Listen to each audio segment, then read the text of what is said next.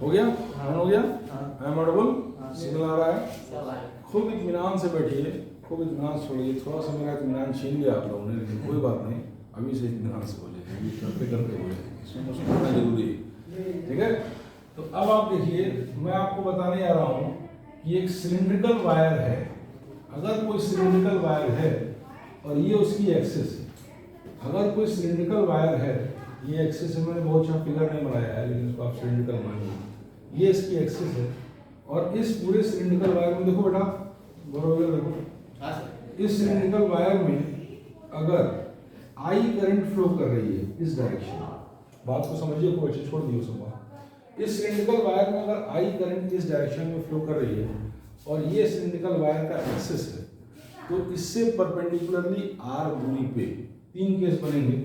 इससे इसके मान लीजिए इनफाइनाइट लेंथ का, प्लस इनफाइनाइट और माइनस इनफाइनाइट लेंथ का ये सिलिंड्रिकल वायर है। खूब बढ़िया समझिए, इस वायर का रेडियस कैपिटल आर है, इस वायर का रेडियस कैपिटल आर है, और इसमें आई करंट ऐसे फ्लो कर रही है, अगर ऐसा आप मान लें, ठीक है ना, तो इस सिलिंड्रिकल वायर से आर दूरी पे, स्मॉल आर दूरी पे तीन केस बनेंगे।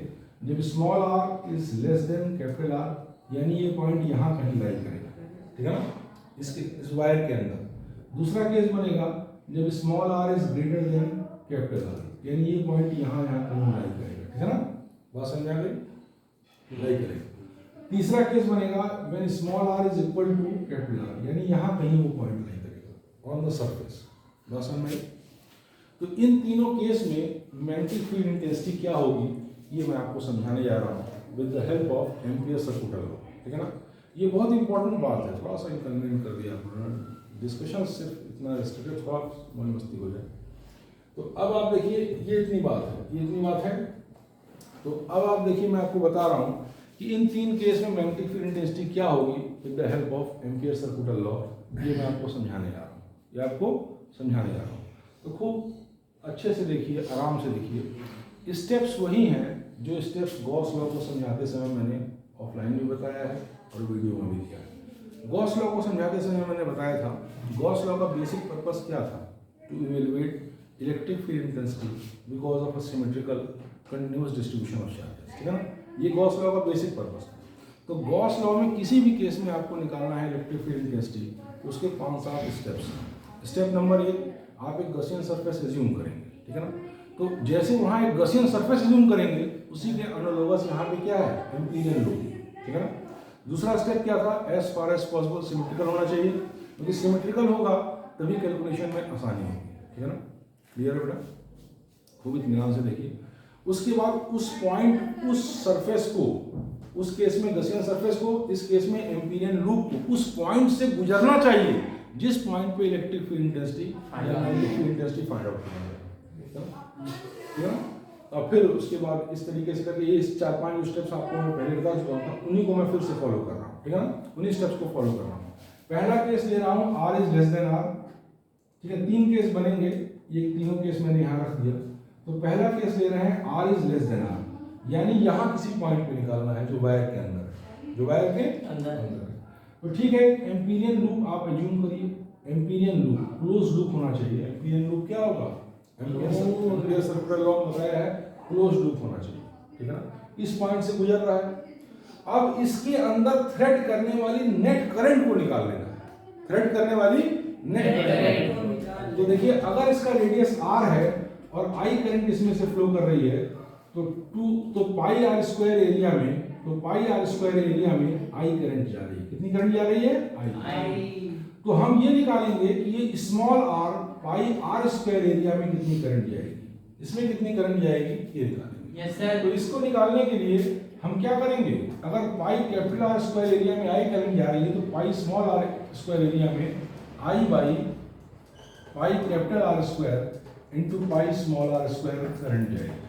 इसका मतलब है I R square by R square current इस एम्पीरियन लूप में जाएगी। यहाँ तक की बात क्लियर है, यहाँ तक की बात क्लियर है एकदम बढ़िया से। हमारा उद्देश्य क्या है, हमारा एम क्या है, इस पॉइंट पे मैग्नेटिक फील्ड इंटेंसिटी निकालना, इस पॉइंट पे मैग्नेटिक फील्ड इंटेंसिटी निकालना। किसी के पास कोई पाइप नुमा चीज है, सिलेंड्रिकल पाइप नुमा चीज है। बॉटल लेकर आइए, किसी के पास बॉटल हो तो जल्दी जल्दी करके गिरने के लिए। अरे कोई जल्दी से आइए भाई, आइए फट से आइए, सिलेंड्रिकल बॉटल आप ही आइए जल्दी आइए। इधर ध्यान से देखिए जो बताया जा रहा है। देखिए ये सिलेंड्रिकल बॉटल, आगे बेटा इधर आप पास हो। ये सिलेंड्रिकल बॉटल है, ये सिलेंड्रिकल बॉटल है। इस सिलेंड्रिकल बॉटल को मान लीजिए ये इनफाइनाइट लेंथ ऊपर है और इनफाइनाइट लेंथ नीचे है। बात समझ में आ गई? सिलेंड्रिकल शेप का है, यहाँ पे शेप थोड़ा अनइवन है, लेकिन इसको भी एज्यूम कर लीजिए कि ये सिलेंड्रिकल है, ठीक है ना। अब पकड़िए इसको, अब पकड़िए, देखिए ये इसका एक्सिस हो गया, ये क्या हो गया, इस लाइन एक्सिस हो गया, ठीक है, एक्सिस हो गया। ये जो एरिया है ये इसके सरफेस पे हो गई, ठीक है ना, ये एरिया इसके सरफेस पे हो गई। अब हमको यहाँ कहीं निकालना है, यहाँ कहीं, ठीक है ना, यहाँ कहीं निकालना, मान लीजिए यहाँ कहीं इस पॉइंट पे आ रहा होगा, वहाँ निकालना। बात को समझ गए? Yes sir. तो सबसे पहले इसमें इतने, अगर ये आर दूरी है तो इसमें फ्लो करने वाली current I small R square by capital R square हो गया, ठीक है ना। अब नेक्स्ट काम हम क्या करेंगे कि close integration of B dot D L करेंगे। तो अब आप देखिए इस पॉइंट पे बी निकालना है, तो इसके अगल बगल ये पूरा एम्पीरियन लूप जो है, पूरा का पूरा एम्पीरियन लूप जो है, उस हर पॉइंट पे इस करंट की वजह से बी की वैल्यू क्या होगी, सेम रहेगी। अब बढ़िए, बी की वैल्यू क्या होगी, सेम, मैग्नीट्यूड सेम रहेगा, डायरेक्शन डिफरेंट रहेगा। इसे मान लीजिए, इधर देखिए, मान लीजिए पतला सा आया एम्पीरियन लूप, ये पतला सा आया, तो कोई भी पॉइंट लेंगे तो वहाँ यहाँ पे लेंगे मैग्नेटिक फील्ड का डायरेक्शन ये होगा, यहाँ पे लेंगे टेंजेंट के लॉन्ग इधर होगा, यहाँ लेंगे टेंजेंट के लॉन्ग इधर होगा, लेकिन सबका डायरेक्शन भले डिफरेंट होगा लेकिन मैग्नीट्यूड सेम होगा। और वही निकालना है, क्यों भाई? Yes sir. हाँ वही निकालना, बस हो गया। तो आप क्या करेंगे, एम्पियर सर्कुलर लॉ अप्लाई करेंगे और close integration of B dot DL निकालेंगे। तो देखिए close integration of B dot DL, तो ये क्या होगा, b1 dot dl1 plus b2 ये वेक्टर होगा डॉट dl2 और so on up to bn dot dln। इन हर केस में b1 b2 b3 b4 bn का मैग्नीट्यूड सेम होगा और डायरेक्शन अलग। तो इसी b को हमको निकालना है, तो इसी को b मान के हम कॉमन बाहर निकाल लिए, इसी b को हम कॉमन मान के निकाल लिए। लेकिन मार्कर गड़बड़ा दिया आप लोग यार, मार्कर लाइए फट से कोई बढ़िया, इसको ऊपर इधर देखिए, इधर इसी बी को हमने बाहर ले लिया, ठीक है ना, इसी बी को हमने देखिए, आप लोग इधर देखिए, इसी बी को बाहर ले लिया। अब देखिए dl1 plus dl2 plus so on up to dln, ये मैप में होगा या कहीं होगा, निकाल लीजिए। Yes sir. ना मिले तो छोड़ दिया, टाइम नहीं वेस्ट करिए, देख लीजिए फटाफट। तो ये बी हमने बाहर ले लिया, बी, अरे हाथ से उठाइए, बी बाहर ले लिया, तो dl1 plus dl2 plus so on up to dln। अब देखिए उस एम्पीरियन लूप में dl1 plus dl2 plus dl3 plus dl4 plus so on up to dln, जितने भी एलिमेंट बनेंगे इन सब की वैल्यू क्या होगी, dl1 प्लस 2 पाई आर। ये हो जाएगा b इंटू 2 पाई आर। यहाँ तक की बात क्लियर हो गई? क्लियर हो गई बेटा? एकदम साफ है ना, 100% क्लियर होना चाहिए। b इंटू 2 पाई आर, और b इंटू 2 पाई आर कितना हो जाएगा, close integration of b dot dl कितना होता है, close integration of b dot dl कितना होता है, बोलिए? L होता है। क्या होता है? म्यू 0 i होता है ना, close integration of b dot dl mu 0 i। तो ये हो जाएगा म्यू 0 i। ये कौन सा लॉ है, एम्पियर सर्कुलर लॉ। ब्रैकेट में आप लिख देंगे, ब्रैकेट में लिख देंगे। अब उसके बाद देखिए, यहाँ से गौर से देखिए, यहाँ से गौर से देखिए, यहाँ से गौर से देखेंगे तो b बराबर आ जाएगा mu 0 i upon 2 pi R, ठीक है ना। ये नहीं, ये होगा mu 0 i upon 2 pi R. अब आप जब i की वैल्यू यहाँ से पुट करेंगे, जो आपने निकाला था, जब उसकी वैल्यू यहाँ से पुट करेंगे तो ये आ जाएगा 2 पाई आर, और ऊपर i कितना हो जाएगा, i r square by R square. ये हो गया, ये हो गया। अब देखिए ये r इससे कट जाएगा और फिर मैग्नेटिक फील्ड इंटेंसिटी b कितनी हो जाएगी, mu 0 I R upon 2 pi R. यहाँ तक की बात समझ में आ गई? 100% क्लियर हो गई? Crystal clear. बहुत सवाल इससे मिलेंगे आपको। हाँ, अगर फॉर्मूले पे नहीं तो कहीं किसी और तरीके से मिलेंगे। ये बात एकदम क्लियर होनी चाहिए। सर ये B dot DL is equal to I R square upon R square, ये कैसे? ये ऐसे आया कि पूरे इसमें करंट कितनी जा रही है? I। पूरी एक area pi capital R square में करंट कितनी जा रही है? I। तो स्मॉल देखिए, पाई कैपिटल R स्क्वायर में I करंट जा रही है, तो पाई स्मॉल r स्क्वायर में कितनी करंट जाएगी? I by this unit area में इनटू एरिया। यूनिटी मेथड में कोई बात नहीं। तो ये integration of B dot DL is equal to इतना, ये कैसे हम लोग लिखेंगे? Integration of B dot DL यानी इस पॉइंट पे B निकालना है। तो एम्पियर सर्कुलर लॉ क्या कहता है? देखिए इधर देखिए, क्लोज लूप में close integration of B dot DL बराबर म्यू 0 I। I करंट तो पहले निकाल लिया, बाद में पुट कर दिया। Close integration of B dot DL हुआ B1 dot DL1 plus B2 dot DL2। यानी मान लीजिए कि अगर ये एम्पियर लूप है, यहाँ पे B1 है तो B1 डॉट DL1, यहाँ पे B2 है तो B2 डॉट DL2, इधर है तो B3 डॉट DL3। तो उसमें B1 B2 B3 जितने भी हैं सबके मैग्नीट्यूड सेम होंगे, डायरेक्शन में डिफरेंट होगी, उसी को B मान लो, वही निकालना है। तो B और ब्रैकेट में आ गया DL1 plus DL2 plus DL3 plus DL4 plus DL1, जितने भी डिफरेंशियल एलिमेंट्स बनेंगे इसकी वैल्यू 2 पाई स्मॉल r होगी। अब बैठिए सामने से देखिए, B into 2 pi r is equal to mu 0 I, और इससे हमारा क्या आ गया? Magnetic field intensity mu 0 I r upon 2 pi r square. अब गौर से देखिए और इसका एनालिसिस करिए, अच्छे से देखिए, इसका एनालिसिस करिए। ये mu 0 current upon 2 pi r square, ये तो कांस्टेंट है भाई। करंट कितनी फ्लो कर रही है दिया है आपको क्वेश्चन में, ये कांस्टेंट है। r यानी radius of the circular cylindrical wire क्या है, ये आपको दिया है, ये तो कांस्टेंट है। 2 पाई कांस्टेंट है ही। इसका मतलब है कोई भी पॉइंट जो उस वायर के अंदर लाई करेगा, कोई भी पॉइंट जो उस वायर के अंदर लाई करेगा, यानी उस पॉइंट की दूरी एक्सिस से small r less than capital R होगी, तो ऐसे केस में मैग्नेटिक फील्ड इंटेंसिटी R के डायरेक्टली प्रोपोर्शनल होगी।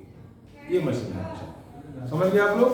ये बात क्लियर है? तो इसका ग्राफ ड्रॉ करेंगे इस तरीके से, और इस y एक्सिस पे अगर आप मैग्नेटिक फील्ड इंटेंसिटी को प्लॉट करेंगे और x एक्सिस पे distance from the axis of the cylindrical wire draw करेंगे, यहाँ पे डिस्टेंस ड्रॉ करेंगे, तो वो ग्राफ जो आएगा वो इस तरीके से आएगा। r बराबर r तक कैसे आएगा? Directly proportional. r बराबर r तक डायरेक्टली प्रोपोर्शनल, और r बराबर मतलब जब तक ये स्मॉल r के बराबर हो जाएगा, यानी जैसे जैसे एक्सिस से दूर आते आएंगे तब तक डायरेक्टली प्रोपोर्शनल होगा, यानी इस तरीके से बढ़ेगा। मैग्नेटिक फील्ड इंटेंसिटी डिस्टेंस के डायरेक्टली प्रोपोर्शनल होगी। इस पॉइंट पे मैक्सिमम होगी, वो अभी मैं करके आपको दिखा रहा हूँ। और इस पॉइंट देखिए, इधर देखिए, अनडिवाइडेड अटेंशन होना चाहिए, फिर शुरू से वीडियो सीखेंगे, है ना। तो इस पॉइंट पे मैक्सिमम होगी, और उसके बाद में भी आपको करके दिखा दूंगा, इधर जब जाएगी इनवर्सली प्रोपोर्शनल टू r होगी, और इस तरीके से, ठीक है ना। ये डायरेक्टली प्रोपोर्शनल का ग्राफ है, ये इनवर्सली प्रोपोर्शनल का ग्राफ है। अब इनवर्सली वाला और r बराबर r पे दिखा दे, फिर वीडियो कट कर दीजिएगा, फिर कोई नेक्स्ट बात छोटी सी सोच के उसका ही बना दिया जाएगा, ठीक है ना। Yes sir. तो अब आप देखिए, ये बहुत इंपॉर्टेंट डिस्कशन है, इसको एकदम बढ़िया से तैयार कर लीजिए, और तैयार हो गया होगा आप लोग का, है ना। अब आप नेक्स्ट चीज देखिए, नेक्स्ट चीज देखिए,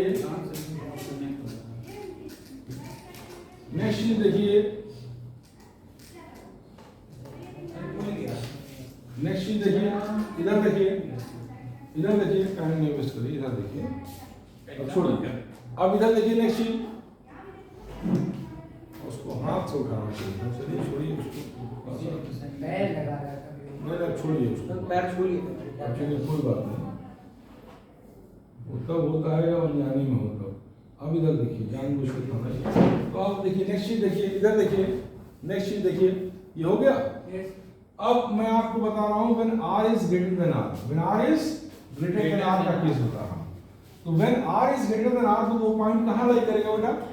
अगर हाँ, वो कहाँ लगे? उसके बाहर लगे, सरफेस के बाहर। देखिए समझ रहे हैं, ठीक ठाक समझ रहे हैं, ठीक है ना। तो अब आप देखिए, उस r is greater then r, यानी ये पॉइंट यहाँ कहीं लाई करेगा, ठीक है ना बेटा, कोई बहुत बड़ी बात नहीं है। तो अब ऐसे केस में जो आप क्लोज इंटीग्रेशन और बाकी प्रोसेस वही रहेगा, एम्पीरियन लूप एज्यूम करेंगे जो इस इधर से जाए। जैसे मान लीजिए कि R is greater then R का सीन क्या बनेगा, यहाँ कहीं, यहाँ कहीं है, ठीक है ना। तो एम्पीरियन लूप आप ऐसा एज्यूम करेंगे, एम्पीरियन लूप ऐसा एज्यूम करेंगे, कोई बहुत बड़ी बात नहीं बेटा। तो ऐसे केस में आप जब निकालेंगे, छोड़ दीजिए, ऐसे केस में आप निकालेंगे close integration of v dot dl, गौर से देखिए, इधर देखिए, ऐसे केस में आप निकालेंगे close integration of v dot dl, तो कितना निकलेगा, म्यू 0 i। i क्या होता है, net current flowing through the Amperian loop. तो नेट करंट उस केस में क्या होगा, मान लीजिए उसके अगल बगल ऐसे करेंगे तो नेट करंट कितनी होगी, i होगी, क्योंकि आई ही करंट है ही, आई करंट फ्लो कर रही है, फ्लो कर रही है। अगर जस्ट सरफेस पे भी करेंगे तो भी आई होगी, और सरफेस के बाहर भी करेंगे तब भी आई आएगी। कोई बहुत बड़ी बात नहीं। Net current threading full loop हो जाएगी म्यू 0 आई। अब close integration of v dot dl करेंगे, इस केस में भी उस एम्पीरियन लूप के हर पॉइंट पे मैग्नेटिक फील्ड के डायरेक्शन भले डिफरेंट हो लेकिन इंटेंसिटी सेम। वही कहना चाहते हैं, बहुत बड़ी बात है। अरे बहुत सिंपल बातें हैं, और जानते हैं 15 तो बातें हैं चैप्टर में, और 15 बात बढ़िया से तैयार कर लिए। देखिए अगर 40 मिनट भी आप डेली वीडियो देखकर 40 मिनट क्लास कर लेते हैं, अरे यार 5 घंटा तो आपको पढ़ना ही पढ़ना है, जिससे सब कुछ मिलना है, और 5 घंटे में आपका सब हो जाएगा। मान लीजिए 5 घंटा पढ़ने के लिए 8 घंटा बैठना पड़ेगा, 8 घंटा बैठने के 1/3 पढ़ाई को दे दीजिए, 1/3 नींद और आराम को दे दीजिए, और 1/3 में नहाना धोना खाना पीना मौज मस्ती सब जिंदगी बन गई। तो मुश्किल है यार, और मुश्किल है कि नहीं। 1/3 बस सब में कर दिए, ठीक है। 8 घंटा पढ़ेंगे बैठेंगे तो 5 घंटा और मिलेगा, है ना। हमेशा तो आदमी मशीन नहीं ना है, हमेशा ये है। तो अब आप देखिए, अब यहाँ पे आप लोग करेंगे तो क्या close integration of v dot dl बराबर म्यू 0 i। अब इसका करेंगे तो हर केस में b सेम रहेगा, और b सेम रहेगा, और dl1 plus dl2 plus dl3 plus so on to dln, ये कितना रहेगा 2 pi r is equal to mu 0 i, ठीक है ना। This implies that magnetic field intensity is equal to mu 0 i upon 2 pi r। इसमें से म्यू 0 i upon 2 pi constant है, वहां ही आर्गुमेंट दे रहे हैं, यानी मैग्नेटिक फील्ड बाहर के पॉइंट के लिए इनवर्सली प्रोपोर्शनल टू r होगी। प्रूफ कर दिया मैंने, प्रूफ कर दिया ना। प्रूफ हालांकि कहीं नहीं आएगा, ये अंतिम रिजल्ट आपको पता होना चाहिए और ग्राफ पता होना चाहिए। यस सर, ये लास्ट रिजल्ट पता होना चाहिए और ग्राफ। और अगर यही r पॉइंट सरफेस पे है, अगर यही r पॉइंट सरफेस पे है, तो इतनी बात मैं करके नहीं दिखा रहा हूं, आपको खुद कर लीजिएगा। तब उस केस में मैग्नेटिक फील्ड इंटेंसिटी हो जाएगी mu 0 i upon 2 pi r। Same है, सरफेस पे बात समझ में? Yes sir. कोई बट है इसमें? No sir. एकदम कॉन्सेप्ट क्लियर है? Yes sir. तो आपका फर्स्ट चैप्टर तो फुल एंड फाइनल खत्म है। यस। अब मैं आपको नेक्स्ट वीडियो से वाइब्रेशन मैग्नेटोमीटर, टेंजेंट गैल्वेनोमीटर, रुक जाइए, इतनी बात सुन लीजिए। वाइब्रेशन मैग्नेटोमीटर, टेंजेंट गैल्वेनोमीटर, और वो आप क्या पता है, मूविंग कॉइल गैल्वेनोमीटर, ठीक है ना, अर्थ मैग्नेटिज्म और मैग्नेटिक क्लासिफिकेशन ऑफ सब्सटेंसेस बता दूं तो आपका मैग्नेटिज्म फाइनल हो जाएगा, ठीक है ना। कट कर दीजिए।